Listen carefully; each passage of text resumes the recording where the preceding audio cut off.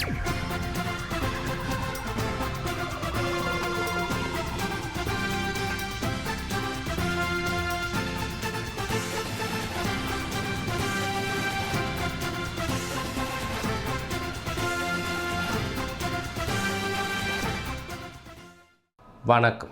புதுச்சேரி மாநிலத்தில் நடைபெற்ற முக்கிய நிகழ்வுகளில் டைமண்ட் டிவியின் சிறப்பு தொகுப்பு. காரைக்கால் மாவட்ட வாக்காளர் பட்டியல் மேற்பார்வையாளர் விக்ராந்த் ராஜா தலைமையில் காரைக்காலில் உள்ள மாநில மற்றும் தேசிய அரசியல் கட்சிகளின் பிரதிநிதிகளுடன் ஆலோசனை கூட்டம் நடைபெற்றது. இந்த ஆலோசனை கூட்டத்தில் அரசியல் கட்சி பிரதிநிதிகள் தங்களுடைய கருத்துகள் மற்றும் ஆலோசனைகளை தெரிவித்தனர். இந்த கூட்டத்தில் மாவட்ட தேர்தல் அதிகாரியான ASPS ரவி பிரகாஷ், வாக்காளர் பதிவு அதிகாரிகளான பூஜா, சச்சிதானந்தம், அருணகிரிநாதன் கலந்து கொண்டனர். துணை மாவட்ட தேர்தல் அதிகாரி செந்தில்நாதன் மற்றும் உதவி வாக்காளர் பதிவு அதிகாரிகளான பொய்யாதமூர்த்தி, ரமேஷ், சுரேஷ் மற்றும் செல்லமுத்து இந்த கூட்டத்தில் கலந்து கொண்டனர். முடிவில் இந்த தீவிர வாக்காளர் பட்டியல் திருத்தப் பணி சிறப்பாக நடைபெற அனைவரும் ஒத்துழைப்பை வழங்குமாறும் வாக்காளர் பட்டியல் மேற்பார்வையாளர் கேட்டுக்கொண்டார்.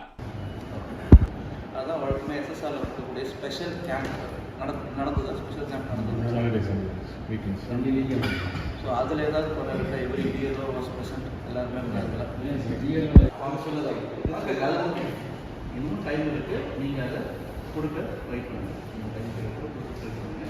ஃபியூச்சரில் இந்த மாதிரி வரக்கூடிய அப்ளிகேஷன் அடுத்தது சார் அப்புறம் புது ஃபோட்டோ ஓட்டணும். ரொம்ப கஷ்டப்பட்டு எல்லா மக்களும் ஓட்டினாங்க சார். ஏன்னா நீங்கள் பழைய ஃபோட்டோவே கொண்டு போட்டீங்க. பார்த்தீங்கன்னா ஒரு ஃபோட்டோ எடுக்கிறது அது எதுவுமே நியூ ஃபோட்டோவில் வராமல். காஷ்மீர் மாநிலத்தில் லே லடாக் பகுதியில் வீரமரணம் அடைந்த பிரேம்குமார் நினைவிடத்திற்கு மலர் வளையம் வைத்து அஞ்சலி செலுத்தும் நிகழ்வில் அமைச்சர் PRN திருமுருகன் தலைமையிலும் மாவட்ட ஆட்சியர் முன்னிலையிலும் நடைபெற்றது.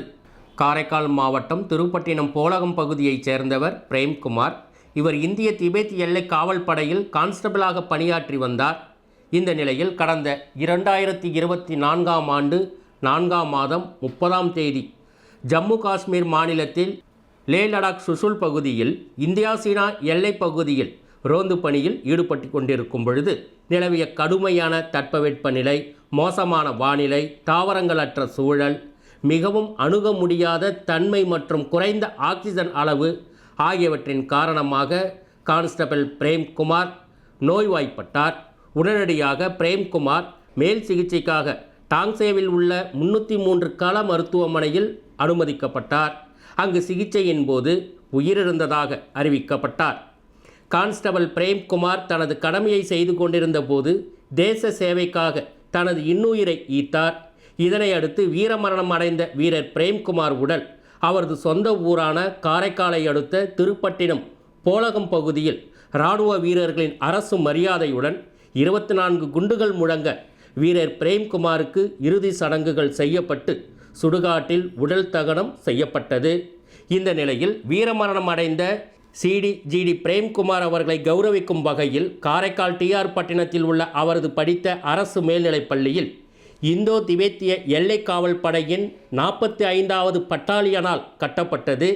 பள்ளியில் அமைக்கப்பட்டுள்ள பிரேம்குமாரின் மார்பளவு சிலை அமைக்கப்பட்ட தியாகிகள் நினைவு கட்டிட திறப்பு விழா நிகழ்வு 2026 1ஆம் மாதம் 13ஆம் தேதி நடைபெற்றது. இந்த நிகழ்ச்சியில் புதுச்சேரி குடிமைப்பொருள் வழங்கல் மற்றும் நுகர்வோர் விவகாரங்கள் துறை அமைச்சர் PRN திருமுருகன் தலைமை வகித்தார். காரைக்கால் மாவட்ட ஆட்சியர் ASPS ரவி பிரகாஷ் முன்னிலை வகித்தனர்.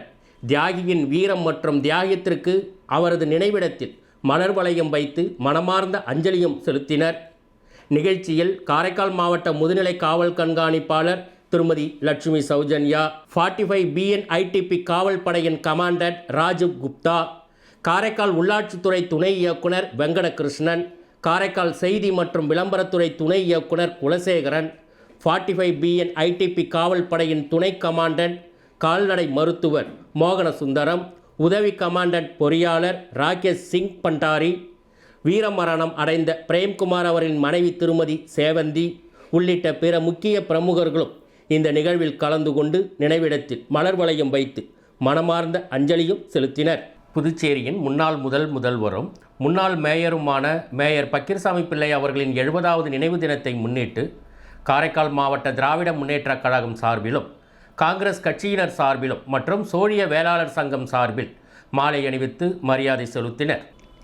புதுச்சேரியின் முன்னாள் முதலமைச்சரும் முன்னாள் மேயருமான மறைந்த மேயர் பக்கீர்சாமி பிள்ளை அவர்களின் 70வது நினைவு நாளை முன்னிட்டு அன்னாரது திருவுருவ சிலைக்கு காரைக்கால் மாவட்ட திராவிட முன்னேற்றக் கழகத்தின் சார்பில் அதன் அமைப்பாளரும் சட்டமன்ற உறுப்பினருமான திரு ஏஎம்எச் நாஜிம் அவர்களின் அறிவுறுத்தலின் பெயரில் காரைக்கால் மாவட்ட திராவிட முன்னேற்றக் கழக நிர்வாகிகள் அன்னாரது திருவுருவ சிலைக்கு மாலை அணிவித்து மலர் தூவி மரியாதை செலுத்தினர்.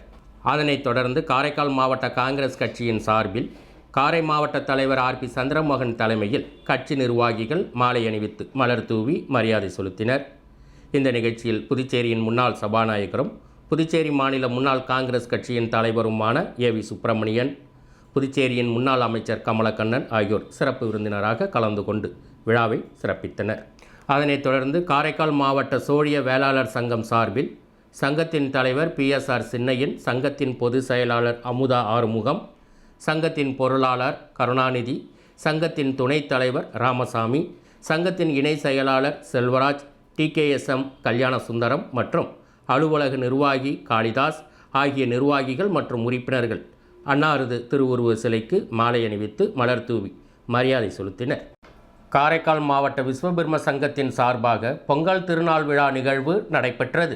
காரைக்கால் விஸ்வகர்ம சங்க நிர்வாகிகள் மற்றும் இளைஞர் அணியினர் ஏற்பாட்டில் விஸ்வகர்ம சங்க மகளிர் அணி சார்பில் பொங்கல் திருவிழா விஸ்வகர்ம சங்க சமுதாய கூடத்தில் சிறப்பாக நடைபெற்றது. நிகழ்ச்சிக்கு சங்க காப்பாளர் தண்டாயுதபாணி பத்தர் தலைமையேற்றார். சங்கத் தலைவர் மீனம் சிவக்குமார், துணைத் தலைவர்கள் KT துரைராஜன், ராஜேந்திரன், செயலர் ஏகாம்பரம், சாமிநாதன், தனுஷ்கோடி பத்தர், சேகர், மாரிமுத்து, AK ரவி ஆகியோர் முன்னிலை வகித்தனர். முன்னதாக அனைவரையும் கார்த்திகேசன் வரவேற்றார். ராஜாராம் பத்தர், ரம்யா, ரமேஷ், கணேஷ், மோகன், மகாலிங்கம் ஆகியோர் வாழ்த்துரை வழங்கினர். நிகழ்ச்சியில் திருமதி பஞ்சவர்ணம் தலைமையில் மகளிர் அணியினர் பொங்கல் விழாவை சிறப்பாக கொண்டாடினர் மற்றும் பல்வேறு போட்டிகளில் கலந்து கொண்டும் சிறப்பித்தனர்.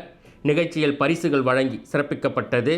நிகழ்ச்சியை துரைப்பத்தர், இளைஞர் அணியினர் நவநீத கண்ணன், ராஜன், அசோக், செந்தில் பத்தர், ஜெய் கணேஷ், பிரகாஷ் ஆகியோர் சிறப்பாக செய்திருந்தனர். நிகழ்ச்சியில் செயற்குழு உறுப்பினர்கள் மற்றும் அங்கத்தினர் திரளாக கலந்து கொண்டனர்.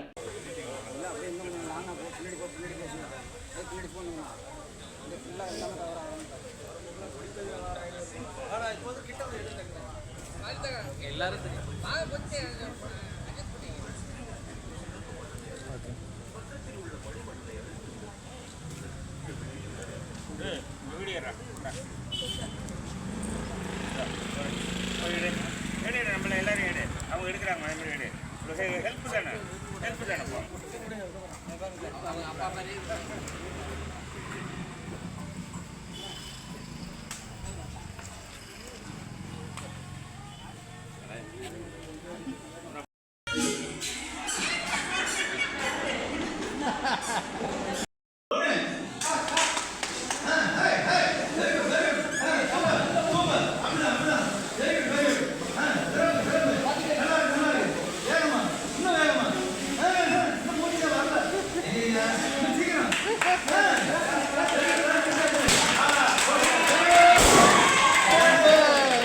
காரைக்கால் மாவட்டம் நிரவி கொம்யூனில் இயங்கி வரும் யுனிவர்சல் அகாடமி பள்ளியில் நடைபெற்ற பொங்கல் திருவிழாவை முன்னிட்டு வேளாண் தொழில்நுட்பங்கள் குறித்த விழிப்புணர்வு நிகழ்வு நடைபெற்றது. காரைக்கால் மாவட்டம் நிரவி கொம்யூனில் இயங்கி வரும் அரசு அங்கீகாரம் பெற்ற யுனிவர்சல் அகாடமி பள்ளியில் பயிலும் மாணவர் மாணவியர்கள் மற்றும் அவர்களது பெற்றோர்களுக்கு விவசாய கல்வி மற்றும் வேளாண் தொழில்நுட்பங்கள் குறித்த விழிப்புணர்வை ஏற்படுத்தும் நோக்கத்தில் புதுச்சேரி அரசு பஜன்கோவா வேளாண் கல்லூரியில் 4ஆம் ஆண்டு பயிலும் இளங்கலை மாணவர் மாணவியர்கள் தங்கள் கல்லூரியில் உள்ள விவசாய உயர்கல்வி வாய்ப்புகள் குறித்த கலந்தாய்வையும் நவீன மற்றும் பாரம்பரிய வேளாண் தொழில்நுட்பங்களை விளக்கும் கண்காட்சியையும் பள்ளியில் நடைபெற்ற பொங்கல் கொண்டாட்டத்தை முன்னிட்டு நடத்தினர். இந்த நிகழ்விற்கு பள்ளியின் தாளாளர் ஆனந்தி மகேந்திரன் தலைமையேற்றார். இயக்குனர் அரவிந்த் குமார் முன்னிலை வகித்தனர். நிகழ்வின் ஒரு பகுதியாக காளான் வளர்ப்பு முறைகள் குறித்து மாணவி ஜோஷி, சொட்டு நீர் பாசன முறைகளை குறித்து மாணவி ஆர்த்தி, ட்ரோன் பயன்பாடு குறித்து மாணவி சந்தியா, பழங்கால சேமிப்பு உலோகங்கள் குறித்து மாணவி சுப்ரியா, இந்திய பாரம்பரிய அரைக்கும் கருவிகள் மற்றும் விவசாய உபகரணங்கள் குறித்து மாணவி லோகப்பிரியா, சுமார் 60 பாரம்பரிய நெல் ரகங்கள் குறித்து மாணவர் கௌதம், மருத்துவ குணங்கள் கொண்ட மூலிகைகள் குறித்து மாணவர் கீர்த்திவாசன், பூச்சி பொறிகள் குறித்து மாணவர் தீபக் ஆகியோர் காட்சிப்படுத்தப்பட்ட மாதிரி பொருட்கள், மாதிரி வடிவங்கள், சோதனை மாதிரிகள், சுவரொட்டிகள் மற்றும் விளக்க வரைபடங்கள் மூலம் அந்த கண்காட்சியில் விளக்கமளித்தனர். இந்த கண்காட்சியின் இடையே அவ்வப்போது தொடர்ந்து நிகழ்ச்சியின் பங்கேற்ற பெற்றோர்களை நேரில் சந்தித்து வேளாண் உயர்கல்வி குறித்து வழிகாட்டல் கலந்தாய்வு மாணவி ஹரிப்பிரியா மற்றும் மாணவர் முகில் சந்திரன் மேற்கொண்டனர். இந்த நிகழ்வின் அனைத்து செயல்பாடுகளும் மாணவர் நாகூர் பாபு அவர்களால் ஆவணப்படுத்தப்பட்டன. பஜன்கோவா வேளாண் கல்லூரியில் உள்ள உயர்கல்வி திட்டங்கள் மற்றும் அவற்றின் பயன்களை விளக்கும் வகையில் விழிப்புணர்வு நோக்கங்களுடன் மாணவர்களால் தயாரிக்கப்பட்ட துண்டறிக்கைகள் விலையில்லா பெற்றோர்களுக்கும் விநியோகிக்கப்பட்டன. கல்லூரியின் இணை பேராசிரியரும் ஊரக வேளாண் பணி அனுபவ பயிற்சியின் ஒருங்கிணைப்பாளருமான ஆனந்தகுமாரின் நேரடி ஒருங்கிணைப்பு மற்றும் மேற்பார்வையில் இந்த கலந்தாய்வு கண்காட்சியும் அந்த பள்ளியில் நடைபெற்றது. பள்ளியின் முதல்வர் அன்புராஜா ராமசாமி அனைவரையும் நிகழ்விற்கு வரவேற்றார். இறுதியில் துணை முதல்வர் திருமதி நந்தினி நிகழ்ச்சியில் பங்கேற்ற அனைவருக்கும் நன்றி தெரிவித்தார். சேக்கிழார் பன்னிரு திருமுறை மன்றத்தின் சார்பில் பொங்கல் திருவிழாவை முன்னிட்டு சொற்பொழிவு நடைபெற்றது. காரைக்கால் சேக்கிழார் பன்னிரு திருமுறை மன்றத்தின் சார்பில் பொங்கல் திருவிழாவை முன்னிட்டு சிறப்பு சொற்பொழிவு நடைபெற்றது. நிகழ்ச்சிக்கு மன்ற தலைவர் தண்டாயுதபாணி பத்தர் தலைமையேற்றார். பேராசிரியர் அசோக்குமார் அனைவரையும் வரவேற்று தேவார பாடல்களை பாடினார்.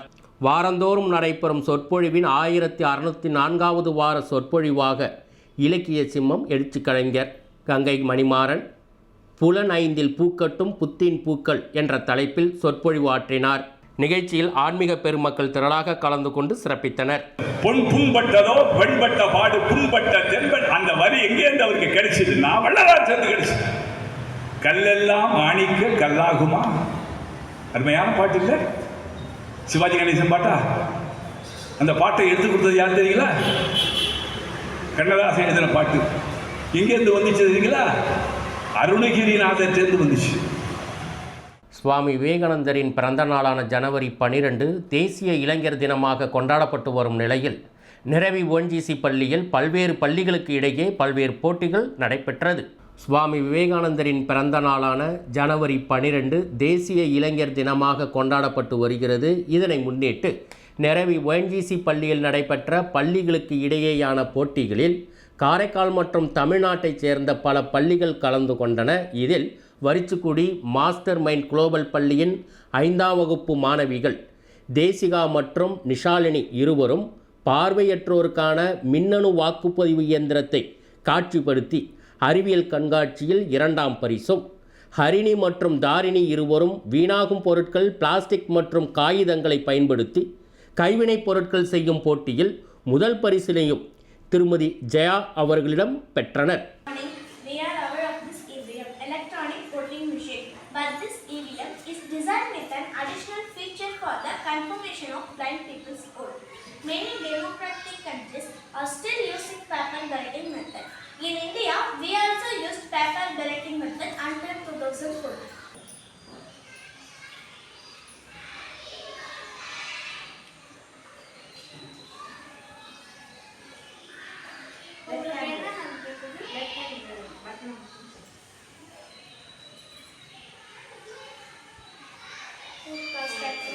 Green light keeps on the people, so no it cost time.